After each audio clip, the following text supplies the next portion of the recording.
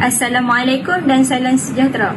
Nama saya Aini Iliana binti Farizul Hairi dan nombor matrik saya adalah 10DLS 21F1008. Hari ini saya akan menerangkan tentang definisi masyarakat dalam konteks Malaysia dan contoh-contoh kaum yang terdapat di Malaysia.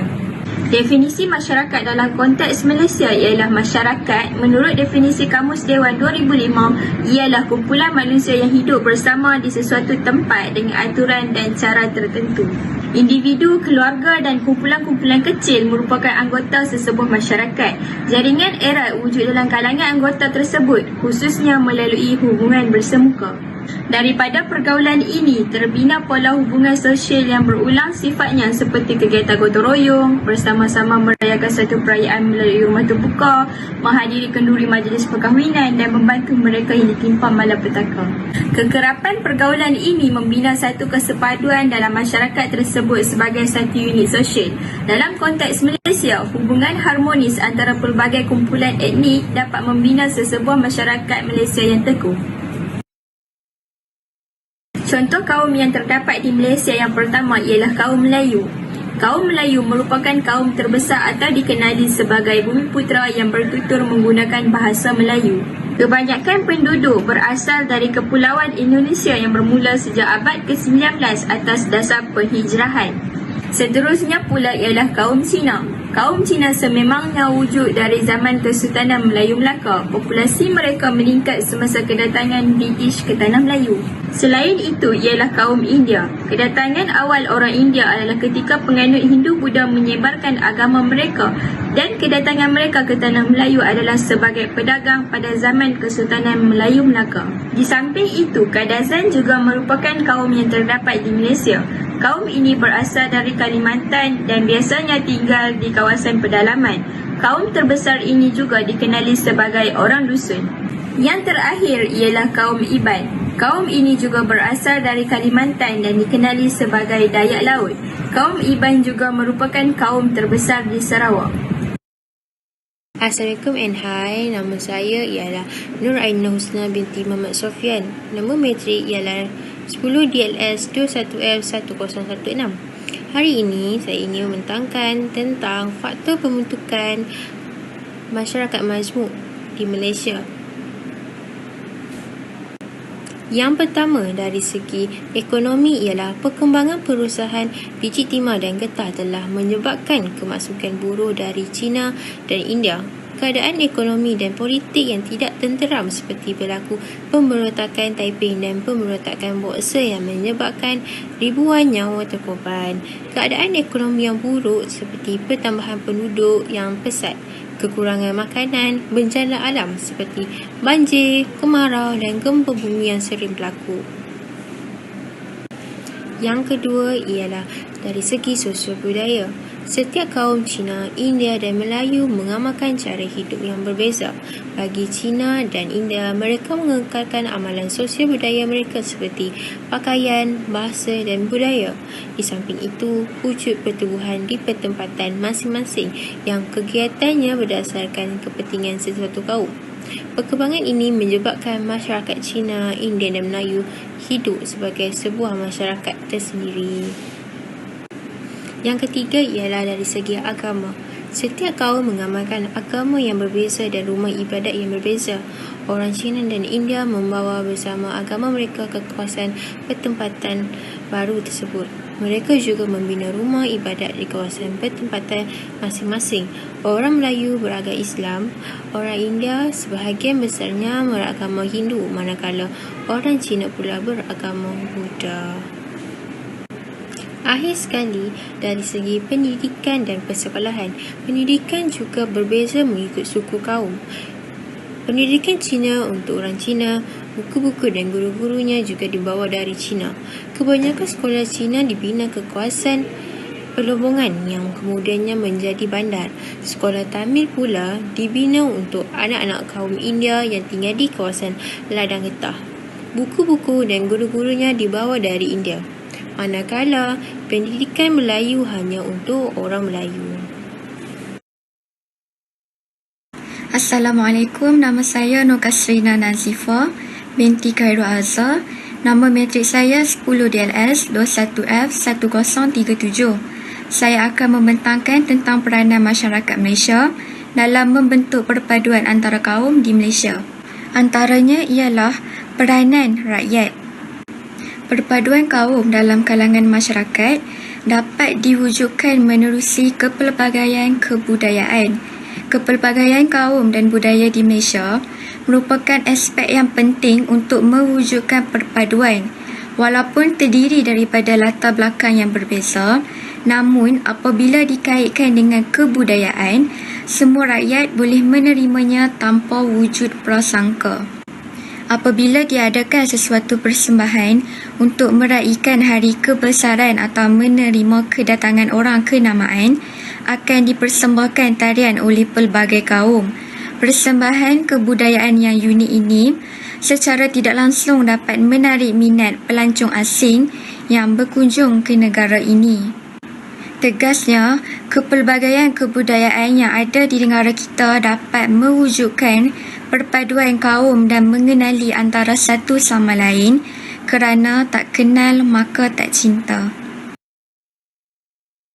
Selain itu, peranan keluarga.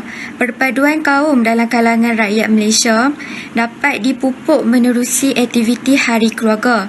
Hari Keluarga merupakan aktiviti yang sihat dan wajar yang menjadi kemestian sesebuah komuniti. Aktiviti Hari Keluarga boleh disertai oleh semua lapisan masyarakat dalam sesebuah taman atau komuniti untuk mengeratkan hubungan sesama kaum.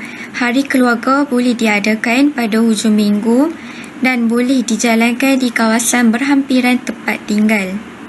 Ibu bapa boleh membawa anak masing-masing dan menyertai aktiviti yang dijalankan. Secara tidak langsung, setiap ahli masyarakat dapat mengenali dan berkomunikasi dengan jiran tetangga mereka yang selama ini hanya berpeluang untuk melihat muka tanpa berbual-bual ketika keluar rumah. Jelasnya, aktiviti Hari Keluarga yang dijalankan dapat mengeratkan perpaduan dan sekaligus menjayakan gagasan Satu Malaysia. Assalamualaikum, nama saya Nurul Hasanah binti Fazil dari kelas DLS 1E, nama matrik 10DLS 21F1012, akan menerangkan tentang peranan masyarakat Malaysia dalam membentuk perpaduan antara kaum di Malaysia. Yang pertama ialah peranan pihak sekolah atau pendidikan.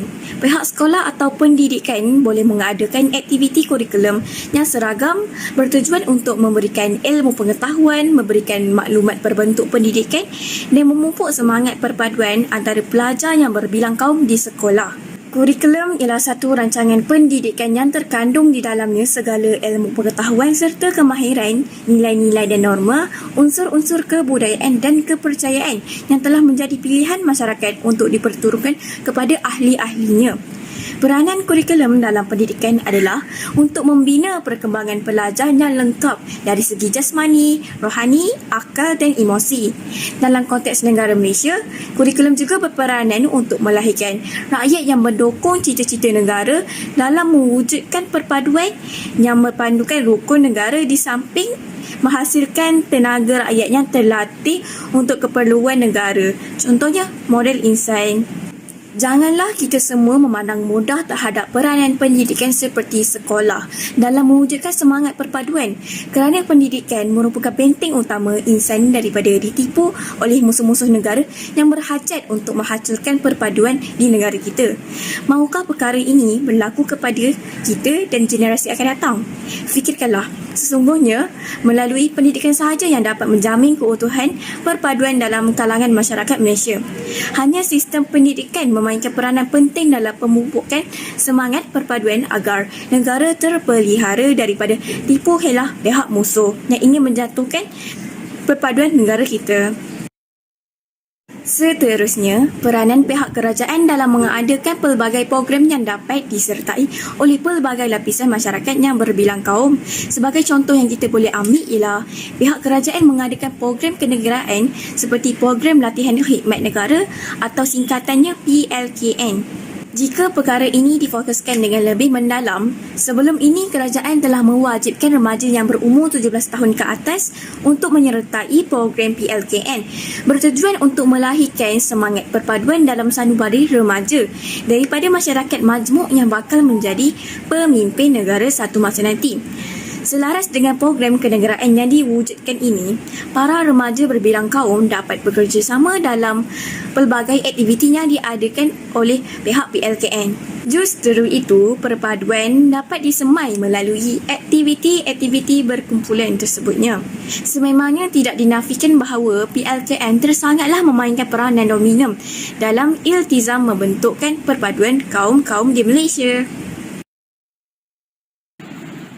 Assalamualaikum dan selamat sejahtera. Saya Hanisa Hairah binti Abdul Jalil, nombor matrik 10 DLS 21F1056. Saya akan menerangkan cabaran-cabaran dalam mengekalkan keharmonian antara kaum di Malaysia. Cabaran pertama adalah dari segi politik negara. Perbezaan parti politik di Malaysia yang berasaskan perkauman telah menyukarkan perpaduan kaum. Dunia politik sememangnya penuh dengan kontroversi di mana terdapat pelbagai individu yang mempunyai tujuan dan kepentingan yang berbeza. Ahli politik sepatutnya membela nasib keseluruhan rakyat tanpa mengira kaum dan agama, dan juga bukannya mengikut kepentingan diri mereka sendiri. Di samping itu, dominisasi sesebuah kaum dalam sesuatu bidang ekonomi juga telah mewujudkan jurang ekonomi antara perkauman. Cabaran ini telah pun timbul sejak zaman penjajahan British lagi, di mana setiap kaum dipisahkan dalam sektor ekonomi.